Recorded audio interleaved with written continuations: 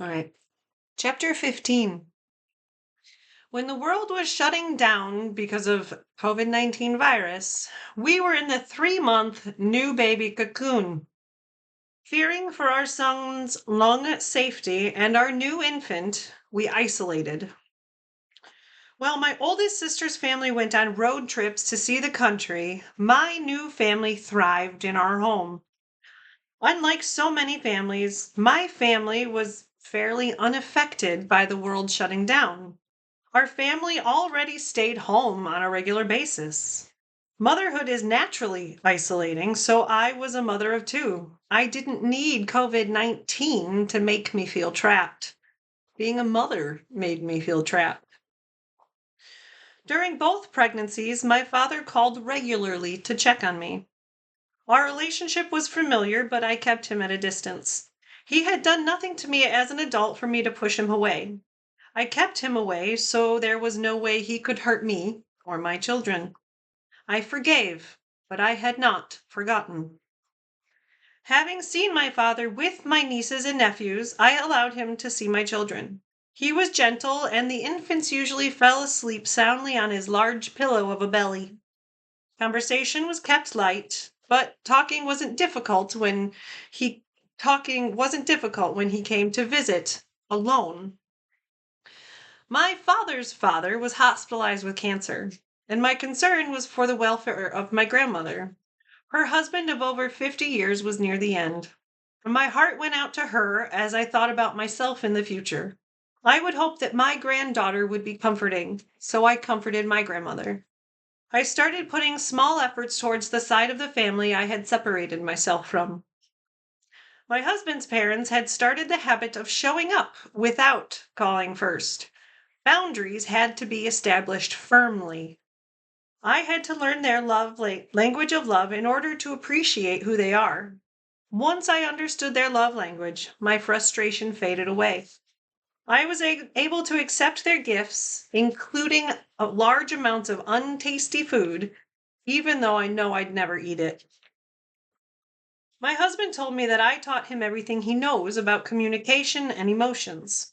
His family did not grow up speaking about their emotions or saying, I love you. Showing their love was done by providing for life. Providing a beautiful home and good food was how his parents showed their love. I had to learn how to accept my in-laws' love. Being independent had made me stubborn and willful. Learning how to be part of a large family was an adjustment to me. I had to learn their language while they learned mine. I learned that they loved my children more than themselves. The new grandparents showered gifts onto their grandchildren, and even when we didn't agree, I knew what they did was because they were trying to show us they love us. And when their grandchild started running around giving hugs and saying, I love you, the patterns of behavior rubbed off on the grandparents. Having grandchildren showed my husband's parents new ways to love. Without paternity leave and having my husband with me, motherhood would have broken me beyond repair. Without my husband's support on an hourly basis, I could not have taken care of a child and an infant. After giving birth to my son, my medication levels needed to be adjusted. My dosage went up so I could function. While pregnant with my daughter, I attempted to lower my dosage to reduce the withdrawal symptoms for my infant after birth. With lowered medication, I was unable to stop crying. I hated pregnancy even more and could not pull myself out of depression or bed. Being concerned, my husband knew I needed to go back up on the medication to be stable again, and I could not be a mother alone. My husband went back to work for 1 day before he was told to work from home. It was as if his paternity leave never ended. Our son's room was now where his office used to be. The computer and his office were moved to the back of the basement. If my husband had a meeting or needed privacy, the kids would just go play upstairs. We were blessed that my husband could work from home in the basement while the kids played in the basement at the same time on a regular basis. It was wonderful when the kids and I were playing outside because I could ask my husband to come outside to watch the kids as I went to the bathroom quickly. If my husband had not been able to work from home, I would have had to wrangle the kids inside with me. Having him home all the time made me happy. Without his support every day, I would have struggled severely to be a good mom. Because my children had a father that was active in their lives, they are happy. Every time my husband makes my kids laugh, I love him that much more. Every day, I love him more. Yeah. He made my life happy. And I didn't like motherhood, but I still loved our life. The children and their toys began to take over every room of the house. There were few toys from my childhood I thought to save. Many toys I loved as a child, I let go with the determination I didn't need it for my child later in life because there would be no such child. I allowed myself to save one container's worth of mementos and one container's worth of toys. I had the 1996 Olympic Barbie set and every Kelly doll I could find. I kept the original crib and toilet with the toilet paper roll. And a mystery of my life is what happened to my littlest pet shop collection. No one in the family has a memory of where those beloved toys went. I kept one container of stuffed animals. I had 2 dolls with great sentimental value along with other animals like Kermit the Frog. My adopted father had a tradition of gifting me and my sisters Beanie Babies. He had a large collection himself, so he is the reason my children get to play with so many Beanie Babies. When my children were old enough, I brought out the little Beanie Babies from my past, and I wrote to my adopted father to share with him that his gifts were bringing joy to even more children. Even though we hadn't seen each other since my wedding day, I was still thankful for what he gave me. Having a safe home for my children to grow up was a gift I never thought I could give. My husband and I created an environment where our children would never fear being homeless. Our children would never fear they won't have food or clothes. Our children have a stable home filled with love and acceptance, even though the world is dark and in lockdown. Our neighborhood was the only world my children saw. If the sun was shining, we were outside playing. All dogs that walked on the sidewalk surrounding our home were noticed. Stranger danger and animal safety was learned quickly. I knew that if we were going to play outside on a regular basis, my children needed to know I was serious about my expectations of their behavior and rules outside. If my children disobeyed, we went inside. At an early age, I taught them there are consequences to all choices, big or small. While playing outside and in the dirt, it's easy to learn the neighbor's dog's walking routines. Knowing the neighbors is important to me. If my children or I need help, it is my neighbors I call in an emergency until my family can arrive. It is my neighbors that encourage my creativity in the garden. The garden has given me a social life and a reason to be outside in my environment. After children, getting to know the neighbors got a lot easier because of the number of little ones in the neighborhood. I worked very hard as a mother to nurture relationships with those around us. After being in our home for 8 years, we discovered by chance that my neighbor had known my mother as a child. My neighbor had spent more time with my grandfather than I did. And my neighbor went to the same Christian summer camp that my family helped establish. The world is so large, yet so small. Emotional intelligence and communication are valued in our house. I waited for the day when my son could tell me with words what his needs were. He was at the age most kids were babbling more and making consistent sounds. My son made sounds and noises, but it was also more caveman-like than words. We were all frustrated because of the difficulty we were having communicating. Sign language was helping a little, but not enough. And when my son had a breakdown in a store because I could not understand what he wanted, I realized that we needed help. The state was very helpful and gave me a lot of information. After all the evaluations, it was decided that my son needed help for verbal communication. We had a plan to get my son help, but the COVID-19 virus was still raging and making in-person services impossible. As I held my infant daughter in my arms, I held the phone to my ear and listened to ways that I could be the in-person support for my son's verbal difficulties. My husband was working, so I was trying to balance too much. Losing yourself is easy. I went from being an independent social woman to being bored. I went from being an independent social woman to being bored was yeah, I did that weird. Being bored was not something I did. I always have a list of things that I want to get done. For over 10 years, I worked retail. I took my retail training home with me. Our house has full stocked pantry at all times. Every bathroom has its own inventory. I took lessons from my mom on how to set up a house for kids. I made sure each kid has their own space where they can run when they're upset.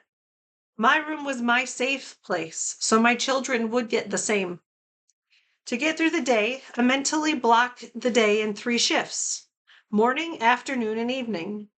One day at a time is how I lived life. I used my management skills to keep the house moving and feel like I was maintaining control. I was ridiculously happy the day we moved in and I got to unpack containers of towels and supplies into my real closets. I took the lessons my mom showed me about keeping supplies available for my family. Having a set routine and supplies available before the children arrived helped me immediately to feel prepared for motherhood. My husband supplied everything we needed without hesitation and with love. My husband and I both have our regular chores that we do. He brings the full dirty laundry baskets down when I move them into the hallways. My husband is responsible for unloading the clean dishes in the morning before he starts work. I fold the laundry, but he hangs the shirts. The children have started to enjoy choosing where they put their clothes in their closets. If my children will dress themselves, they can decide where they want to find the clothes. The children help put dishes in the sink, and my job is to play Tetris and fit in as many dishes to be cleaned as possible. I have a list of chores to do before bed. To make sure when I wake up, I come down to a clean kitchen in the morning. I do not get overwhelmed. My husband and I created a routine and a rhythm that we have to help each other and keep the house going. I keep tissue boxes and paper towels stocked in clothes. Yeah. Yes. Yeah. So everyone knows where to find a new box and replace an empty tissue box. Getting sick is my depression worse. Getting sick would make my depression worse. Getting sick meant at least a month of an extra crabby baby or being sick myself. If one person in the family gets sick, everyone suffers. My husband was the reason I was able to be stable. When I got overwhelmed or could not give the kids what they needed, he would swoop in so I could step out. I had been very clear since the beginning of our relationship how I felt about kids.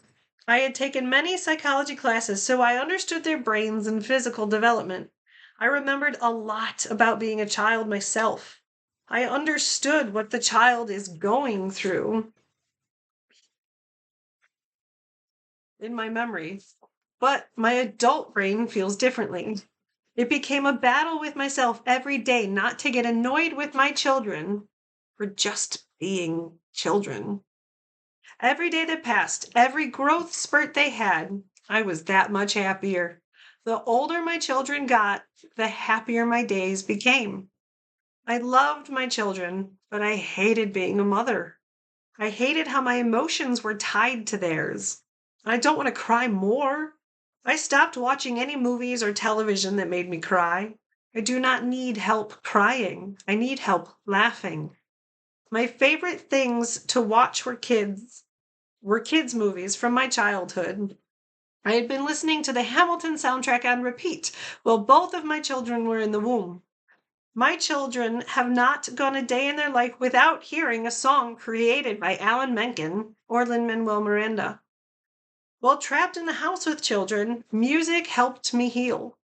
As I cooked and I cleaned, my children played and we listened to the same music. Music helped remind me that I can feel happy. Movies were used as cuddle time. I enjoyed children's movies before I even had kids. So when my daughter repeated my history and fell in love with Tangled and Little Mermaid, my husband commented that he was glad we had a girl because I was enjoying the crap out of it. Growing up on Disney made me happy. I still loved the same movies 30 years later. I watched Inside Out before children and thought it was okay. I rewatched Inside Out with my children years later and was in tears at the end.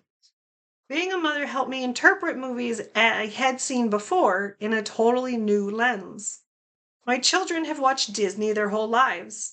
I can teach any life lesson I want to impart on my kids using Disney characters as examples. I can trace the evolution of women's rights and history using Disney princesses. The evolution of emotional intelligence grows in the main male characters like Kristoff. My son wasn't interested in the princesses, but Lightning McQueen caught his eye. Speech was difficult, but it was Lightning McQueen's name that I understood. My son's first word was Lightning McQueen, or a version of it. Preschool was now an option. In-person classes had returned, so my son was enrolled for speech therapy and preschool 5 days a week. The school offered a bus for transportation, but I was not going to put a child that could not communicate on a bus without me. I had nightmares that my son was at school and crying and needing me, but I couldn't reach him. Being a powerless mother is a horrible feeling. In a fear of repeat from the past, every morning before school, I was hyper aware of my son's emotions. We created a different morning environment and routine than I had as a child. On the days that my son struggled to go to school, I cried just as much as he did. When he struggled, I did my best to listen to his fears. I remembered being the child that was desperate to stay home. I remember the desperation in my bones, and I can hear it in my son's voice. My husband would need to take over because I would become too emotional. And a school can change a child's life. I drove my son to school every morning. Getting my son into the car was usually easy. We picked out the music he wanted to listen to. We made a game of trying to find hawks and nests in the trees. Together we celebrated if we got to see a train on the tracks on our car as our car drove under on the way to school. On the way to school, I tried my best to distract him and keep his energy high. Not all days in the car went happily. On the days that I couldn't convince my son going to school was a good idea, I had the teachers to back me up. I had the principal and the teachers available every day to help me get my son out of the car. I will never stop being thankful for every teacher, principal, and caretakers of schools. The school we had the privilege to attend sparked my son's love of knowledge and encouraged his curiosity. When our family struggled with our son's speech, the work they did made our family better. Sitting at our dining room table, my husband was going through speech flashcards the school had sent home for us. While feeding my daughter, we all sat together and witnessed the moment my son's verbal skills were unlocked. It was amazing to see the light bulb moment when the sound he was saying connected the meaning to his brain. We were finally going to be able to communicate on new levels. Our life got better because we could communicate with our son and learn his needs better. We were able to put words to his emotions. Once we had names for his emotions, the emotional roller coaster outbursts were easier to control and understand. And sickness was nothing new. A month after my son was born, we both got boogers. Trying to help an infant deal with boogers is not fun and involved a lot of crying. When my 3-year-old was sick and struggling to breathe, we went to the hospital again. The hospital admitted our son for RSV and an asthma attack. His oxygen was dangerously low and he needed help immediately. Extremely sticky adhesive tape was applied for his IV attached to his wrist and traveling up his arm. The same sticky tape was across his cheeks to keep the medication tube in place near his nose. Cords and beeps didn't bother my son because he was too sick to fight. At the same hospital that my son was born, I slept on the couch as my son received medications. COVID-19 was an extreme risk factor, so I had to wear a mask and a gown while in the room. I was able to drive home while my husband stayed with our son, and he was never left alone. At home, my in-laws watched our daughter. Missing her brother, but enjoying the attention more, our daughter was unfazed. I would spend time with her and repack. Trying to hide the fear and pain, I would cry in the shower. I would not cry in front of my son. I had to be strong for him, or he would mimic my fear. I let myself feel my emotions while I was at home. At the hospital, my focus was my son. I packed books. I packed books and his cars so he could play while he laid in bed. Slowly, his energy got better, and the bed started to be confining. Sleep was difficult for him with cords attached to him.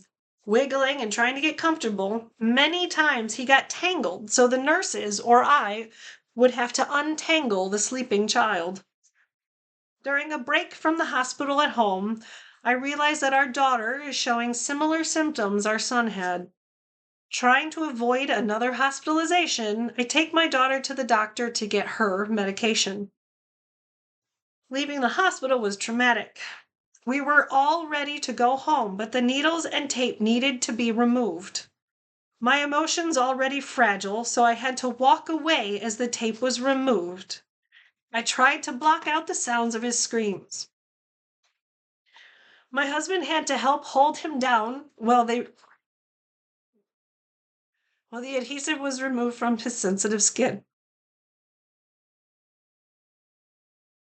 His cries hurt my heart. Being a mother hurts so badly because his pain was mine. Sorry. Mm. When my son came home, his grandparents were waiting for him. It was beautiful to watch my son walk in and find comfort with his grandparents. My son was able to say, "They hurt me," as he cried. I was unpacking the car as I heard him going through his emotional decompression.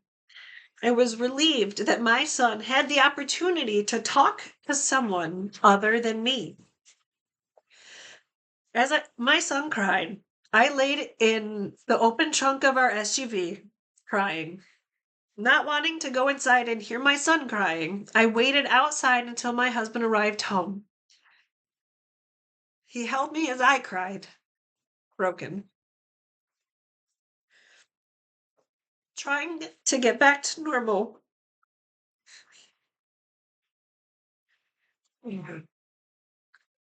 Trying to get back to normal was overwhelming. I had not been home for days, so the house chores were behind and our routine was broken.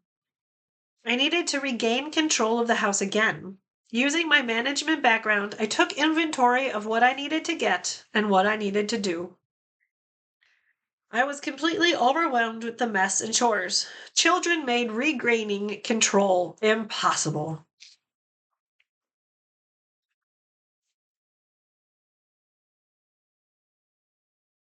My daughter was now very sick. The medicine we had given her came back up as vomit twice. After being vomited on and my second shower, I was beyond broken. I was shattered. We needed help. My husband was taking care of our son and doing his best to support me, but we were both overwhelmed. My kindergarten best friend was pregnant, so I would not allow her near me or my house. My second maid of honor saves the day. Friends bond over strange things. Being out of touch for many years did not stop my second best friend and I from picking up where we left off as kids. Complaining about the impossible interior versus exterior architectural design of Rapunzel's tower in Tangled bonded us. Instead of packing and storing items in boxes, my second best friend and I geek out on stackable matching containers for long-term storage. We love organization, so it was easy to let her help me around the house. Best friends know how to fold each other's towels. Best friends know where all your dishes go in the kitchen. And best friends are the family we choose. Both of my best friends are also my sisters. It's because of my husband that I didn't lose myself.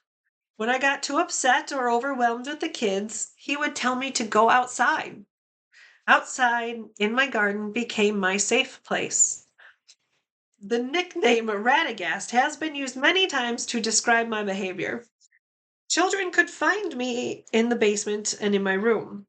I could hear them screaming my name, so no matter how many doors there are locked between us. For my sanity, I needed to be away from my children for hours at a time. My garden was thriving and I felt alive while I was outside playing in the dirt. We had now been in the neighborhood for about 10 years. All the neighbors have seen me working outside. Our neighbor has become our yard has become a destination spot for those in the neighborhood that enjoy nature. My garden consists of over 265 genetically different types of plants, not including bushes, trees, or vines. Every possible moment I can be outside, I am. I listen to Lin-Manuel Miranda music as I sing along tending to my flowers. When my flowers don't need help, I decorate and add little details to the garden most people will never recognize or notice. My neighbors think I'm strange because I will ring their doorbell and ask if I can play in their dirt with different tasks.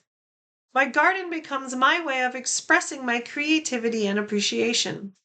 When people on the sidewalk compliment me on my garden, I feel seen. I am making others happy while making myself happy. Massage clients started texting me more often to see if I was back at massage yet. Having two young children made doing massage at our house, like before, impossible. A few clients were anxious for me to come back. They had missed me. With support and encouragement from my husband, I slowly began to travel to clients' houses to be a massage therapist again. Life was coming back to normal. I was becoming myself again. Having people that knew me before I was a mother helped me not to lose myself. When I needed to vent about being a mother, my best friend from high school would support me. After 20 years of friendship, we had not lost each other. Random texts and rare visits are how adult friendships work. We live states apart, but our friendship is the strongest it's been since high school. And years ago, I read a study that reported after marriage, the amount of times the couple says thank you is greatly reduced. I refuse for that to happen in my marriage. In my marriage and with my children, I say thank you for everything I can find a reason. My goal is to make those around me feel appreciated. I grew up feeling unseen. My children will not suffer the same way. Becoming a mother made me appreciate my mother on thousands of new levels. I could not fathom having 3 daughters when I was 25 years old. I had never needed Mother's Day to show my mom how much I love and appreciate her. I had always made an extra effort to use my words to lift her up and encourage her when I could. Now I realize on my birthday, I will call her and thank her for my birth. When my middle sister and I were both little babies under one, or when my middle sister and I both had little babies under 1 year old, I searched for books about thank you. Instead of toys, my sister wanted books about manners. Unable to find a book that I was satisfied with, I wrote my own. Using my love of science and nature, I wrote a book that I assumed would never get published. Using foam board and glue, I created a book for my niece. And the last line in the book is thank you for being you. Publishing a book is a long-term goal that I don't expect to go anywhere, but I had fun creating it, so it was worth the effort. Multiple massage clients waited for me to return for years. One of my first regular clients was a teacher. While giving him a massage, he told me about a note he had received from a fellow teacher. The note thanked my teacher client for being so helpful and happy at school. Even though my client had begun to dislike teaching, his positive attitude inspired those around him on a daily basis. Without knowing it, his actions and attitude helped his fellow teachers have better days. My client's notes story inspired me to write those who have had positive influences in my life. While rewatching movies from my childhood with my children, names started showing up in patterns. As a child, the names on the colorful screen meant nothing. My children patiently wait until the end of all of the names in case of a short animation at the end. As the name scrolls, my children and I read the names and talk about what we see. When Jodie Benson's voice, Alan Menken's name, Julie Andrews' voice, and Lin-Manuel Miranda's name and voice were everywhere, I knew who I wanted to express my appreciation to the most. I didn't care if I got a response. I didn't even know if they would ever see my words, but I needed to try. Using the United States Post Office and fun stamps, I sent out my letters. After the letters were put in the mailbox, they were out of my thoughts. Like seeds in the wind, I let them go. Every day I dropped my son off at school. I noticed that the weeds in the parking lot of nature were as tall as my son. In the nature area were as tall as my son. The area had not been maintained in 10 years. There were broken branches and grown growths that I wanted to clean up. I wanted to play in the dirt at school while waiting for my son to be done. With permission from the principal, I was allowed to play in the dirt. My children could find me in my garden, but they could not find me there. I would put my tools in the trunk and drive to the school on weekends. The school groundskeeper told me I could make piles of the growth I cut and he would take it away. I created pile after pile as I spent hours singing and playing in the dirt at my son's preschool. I already knew I loved nature, but my passion for biodiversity and reducing plastic pollution would give me a new purpose for writing. The principal included me on school activities like tree plantings from the local arboretum. I was included on a meeting for a redesign of the school park. With excitement, after the meeting, I went home and created a 9-page plan for a park with nature inspirations. I gave my plan to the principal and park designer, but heard no feedback. I didn't care if they read what I wrote.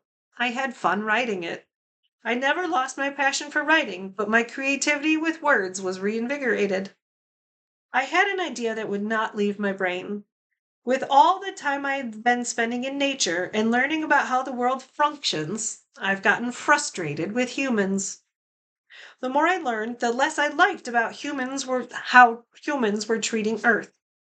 The more I learned, the less hope I had for humanity's future. The world was dark, and it felt like it was getting darker. I could either give in to the darkness and depression, or I could be the light in the darkness. I refused to add to the darkness. I decided that my ideas were worth writing down, trying to explain, even if just to myself. After months of typing and organizing my plan, the idea opened like a book. It was like the words and ideas couldn't leave my fingertips fast enough. The National Standard of Waste ended up being a larger project than originally planned. What a small world that my recently new neighbor across this what a small world is that my recently new neighbor across the street was a patent lawyer. Being a writer had always been a dream, but I never thought I'd have a copyright and ideas in the Library of Congress. Without realizing it, I was becoming a piece of history. Proud of my ideas, I printed them out and sent them to influential people and politicians. David Attenborough's love of biodiversity and Earth was infectious and captivating. I paid the extra postage for the chance he might read my words. When a letter with David Attenborough's return address arrived, I almost cried in joy. He had read my words and thought I was worthy enough to write back. I will cherish his letter forever. A massage client knew that I loved listening to Book of Mormon and other soundtracks. She showed me the new musical, Hamilton. Sorry, itchy. Broadway had become my new musical love. It took 30 years to fully realize that I loved musical soundtracks above all types of music. It took 8 years of listening to Lin-Manuel Miranda's music for my husband to appreciate him as much as I do. My children listened to Hamilton and In the Heights on repeat while growing inside of me. My children do not have a memory of day without hearing a Disney song, mostly Alan Menken, or Lin-Manuel Miranda music. My family was late to watching Encanto and Vivo, and I have had so much appreciation for and love for what Lin-Manuel Miranda has given my family. The emotional intelligence in Lin's songs and fun style of communication makes my family's life better. We sing and laugh together while cooking and in the car. Dance parties are every day and normal in our house. When Lin-Manuel Miranda wrote me back, I cried. Only Lin-Manuel Miranda's music and words can bring me to tears. I will cherish the fact that he knows my name and honored me by writing back. His music and words have inspired me to my core. The world will never be the same. I'm the only one I can control, and I'm planting seeds in gardens I'll never get to see. When Stephen Colbert came to Chicago, I reserved tickets as soon as I could. Together, my husband and I would watch Jon Stewart and Stephen Colbert back to back. Comedy is medicine. When it was hard to find happiness, I watched Stephen Colbert and Seth Meyers to find reasons to laugh. I missed Seth Meyers in Chicago because I was unwilling to pay the price and stay up too late. I was not going to make that mistake again. Stephen's tickets were free, but I was going to have to stay up past my 8 o'clock bedtime. My kindergarten best friend and I decided what to wear and to get our train tickets ready to go. It was going to be a long day and late night, but I was vibrating with excitement. I was wearing my elf ears and wanted to get noticed. Our plan was to go early and get spots in line early. I wanted to be seen and ask Stephen Colbert a question from the audience. When only one audience member got picked, a few rows in front of me, I was crushed. Our seats were on the second balcony, so I knew I would not be seen.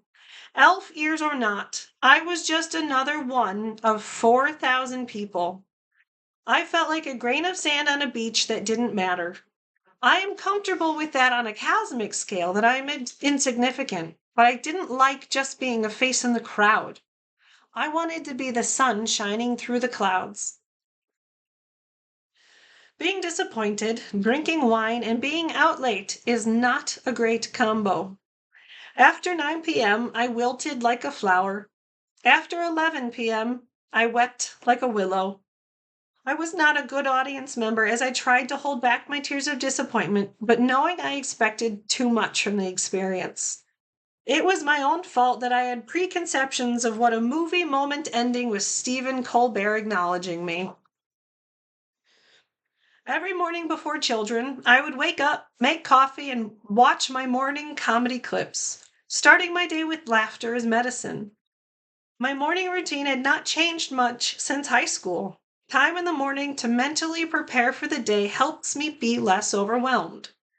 No matter what my schedule looks like, every morning I sit at my vanity and apply my makeup. When I didn't have a vanity, I used the second bathroom. Within months of purchasing our home, there was an estate sale in the neighborhood. We found a beautiful, real wooden vanity with a tall mirror. As I shined with joy, my boyfriend paid for and helped carry the vanity a few blocks home. I don't care if I'm going to see anyone else in the day. I always put my makeup on my face. If I don't like what I see in the mirror, my mental state suffers. I put makeup on for myself, no one else. Once my hair and makeup is done, it's done, and I can start my day. Nothing gets done if I was wearing my glasses or no bra. I couldn't control the world, or I can't control the world, but I can control how I present myself to the world. Not having my morning routine after children took a piece of joy away from my life. Having my comedy on while kids could listen felt inappropriate, so I was reduced to listening to my comedy clips on my phone during stolen moments for myself.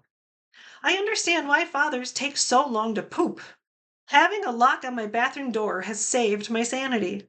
It is not uncommon for me to hide from my children to enjoy a few precious moments alone. After traveling with me, my boyfriend still wanted to marry me. Traveling has never been easy for me. Traveling with a child was something I avoided. Airports were not places I wanted to be with or without a child. It's easy for me to get overwhelmed and with all the stimulation and other humans at such large facilities.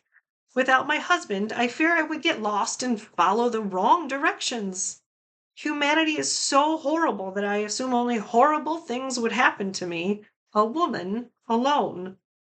The only difference now is that I have funds to pay my way home.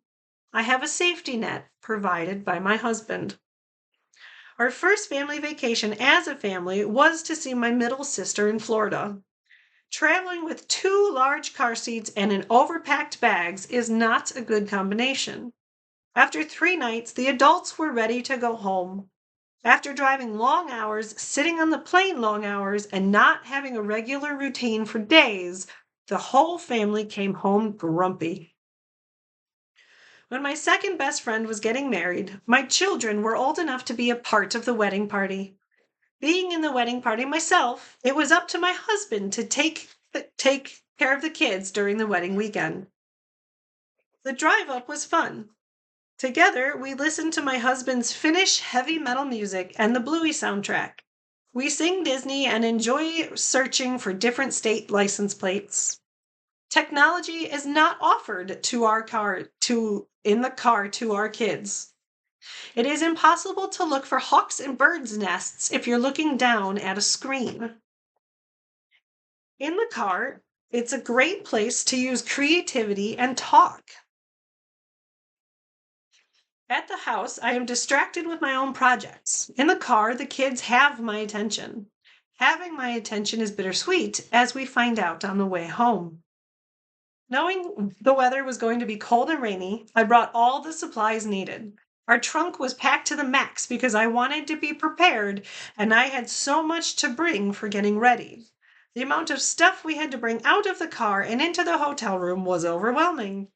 Instead of the young children being helpful, they were ready to run up and down the hallways being loud. Children being children annoyed and frustrated me. I was frustrated with myself because I remember being the excited child in a new hotel. We were on an adventure. They had energy to burn, but I did not. Staying calm in the car gets difficult when neither child will stop talking or bothering each other. The less they listen to my simple instructions, the more frustrated I become. With my husband for stability, we make it to dinner. Our son experiences his first brain freeze from drinking a large glass of cold milk too quickly. I noticed immediately that he was embarrassed and trying not to cry. His head hurt so bad, we decided to go back to the hotel room and go to sleep. Sleep is impossible in a hotel room. Even with my pillow from home, finding a comfortable position is difficult with a child next to you. After a battle and musical beds, the sleeping arrangement finally sticks. A smaller bed and not my husband next to A smaller bed and not my husband next to me is not my routine. Without our bedroom routine and regular habits, my anxiety skyrockets. Living out of a suitcase and not being able to find things for myself in the morning is hard enough. As a mom, I am the one who knows where everything everyone needs is packed. When everyone's stuff is all over the floor and unorganized, my anxiety skyrockets. Because of my husband, the wedding day was great. He got the kids where they needed to be and dressed on time.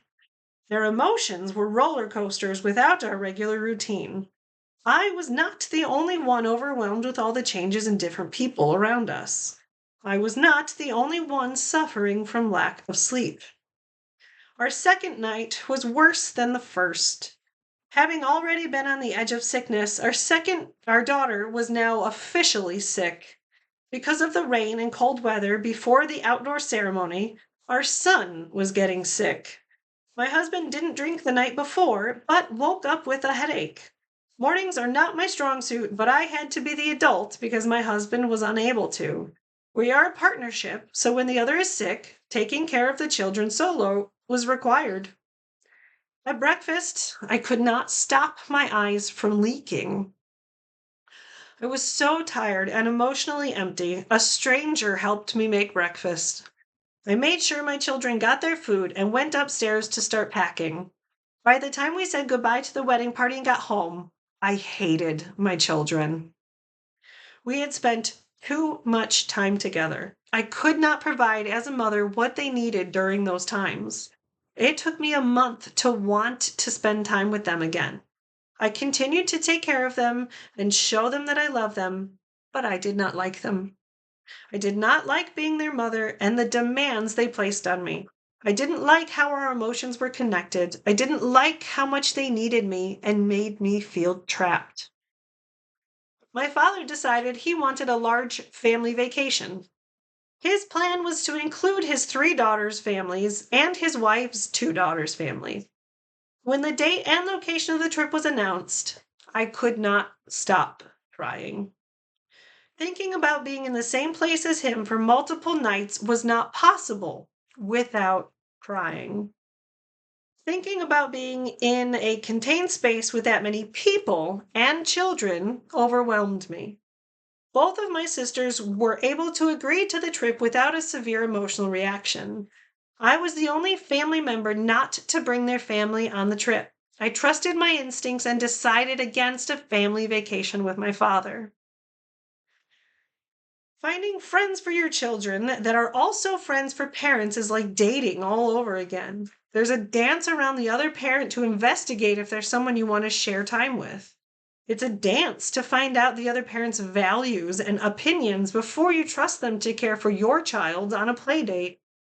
There are communication struggles and expectations from other sides that aren't always clear. Being friends as an adult with friends I've had all my life is difficult. Being friends with new people for the sake of my child is stressful. I barely like my own children sometimes, so I rarely like my children's friends. Children's friends. My friends' children, or their friend, yeah. I knew going into motherhood that birthday parties were going to be inevitable. Lots of children and lots of noise for a few hours. With enough mental preparation, I can go to a few events. In the situations that I would struggle with, my husband gladly takes the children. Being active with both children does not overwhelm my husband like it does for me. Being at home, I feel relaxed and at ease. At events like parades or arcades, there are too many people and too much stimulation for me. I feel on high alert when it's just me, but if I am there with my children, I get anxious and protective. I am always expecting something to go wrong and ruin my life. I still hold the fear that my life can fall apart and I'll be back to where I started as a child.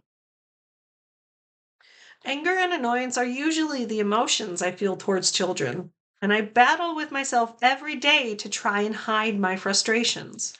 I never wanted my children to think I didn't love them because of my own frustrations.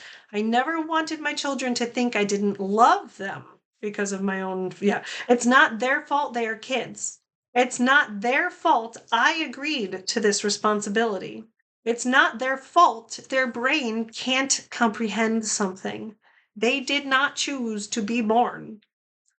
It is important for a parent not to love. It is important. It is impossible for a parent not to love their child. As a child, they would not understand that I loved them. As a child, they would not understand that I loved them. But I didn't love being a mother. It's impossible to hide who you really are and how you feel from your child. My children understand that I never planned to have kids. My children understand that I need alone time and that being in social groups is difficult for me. I've communicated my faults to my children to help them understand that when I'm upset, it's not their fault. I communicate to my children that I love them and that I am proud of them any chance I can. Children are born as a blank slate needing to be filled with knowledge and information. On the other hand, all humans are born with emotions. All humans feel the same intensity and range of emotions. Children do not need adults to explain when they are angry. What children need is adults to teach the words to match the emotion. Children need guidance from healthy adults on how to make correct decisions. If an adult does not know how to address their own emotions or make good decisions, it is impossible for the adult to teach the child. If a society is filled with adults that struggle to function properly, every child will suffer. The cycle of dysfunction will continue and worsen until someone decides to break the cycle. Every human has strengths and weaknesses. Every parent passes down a portion of not only their genetics, but personality traits and emotional baggage. Children mimic what they see. Any weakness the parents have, children will magnify the personality flaw and then rub it in the parent's face. Parents and child alike can grow together when faced in this circumstance. Instead of denying what is happening, a parent must become vulnerable to the hard truth that the child has made clear. Children make adults better humans. It is the adult responsibility to recognize the learning and growth opportunities. I knew my husband would be an amazing father. I could not deny him the experience of being a father. But a good father was a strange idea to me. My husband is very receptive to my emotional needs and my emotional trauma. When my kids scream while playing, there is an alarm that goes off in my head. I know that my husband is playing with the children and he would never hurt them, but my emotional brain does not understand. When I hear a child cry out while playing rough with their father emotionally, I become the little girl trying to escape her father on the stairs. I know the situation is different, but the emotions flood back with certain triggers. When my children refuse to go to school or get on the bus, my husband has to take the lead. My husband can be emotionally stronger in convincing our child to go to school. Because of my past, my emotions get torn in two, so I just start crying. Post-traumatic stress events related to my previously unstable life are still daily battles. Every year that passes is one more year that I heal from my past, but emotional trauma can last a lifetime. Our home is our safe place when the world feels out of control. The ecosystem I have created surrounding our house can have rippling effects in my neighborhood and city. My actions today influence my ancestors in the future. My voice is small, but my words are strong. The way I live my life is an example for my children. If I tell my children that they are important even though they are small, I need to believe it. When I feel small as an adult, I remember what I tell my children for encouragement. When so much is going wrong, I am the one I can control. When my children feel powerless, I try to empower them. Little choices like choosing what to wear or what color cup to use helps them discover their personality. Little decisions make them happy. Larger decisions make children feel appreciated and understood. Listening is different than hearing. My father listened, but he didn't hear me. My words did not change his attitude or his views on our situation. Listening to what a child has to say is challenging. Figuring out the words can be a puzzle itself. Deciphering what the child means with their limited vocabulary can be frustrating for everyone involved. Babies do not use words, but they can communicate. Usually, parents are able to communicate with their own children because they are familiar with how the child's language is developing. Parents know the strengths and weaknesses of their children if their parents are paying attention. I'm paying attention to my kids in a way my mother did not have the luxury. I may not like being a mother, but I am doing the best I can. Just because I don't like a job doesn't mean I can't do it well. I won't let the world vilify me because I don't follow their expectations of what I should be. I know what my kids need, so I provide it the best I can. I make sure to enjoy the good moments and remember that I am not going backwards. Our school district is phenomenal. My children will be lucky enough to be in one school district their whole lives. We have no plans to leave our home unless something drastic changes. My husband has provided so much security that even if he dies before me, our family will be able to stay in our home. Realizing our house will be generational is strange. We were we are staying forever. I uh, uh, I was providing a stability I never dreamed of having. Oh, yeah.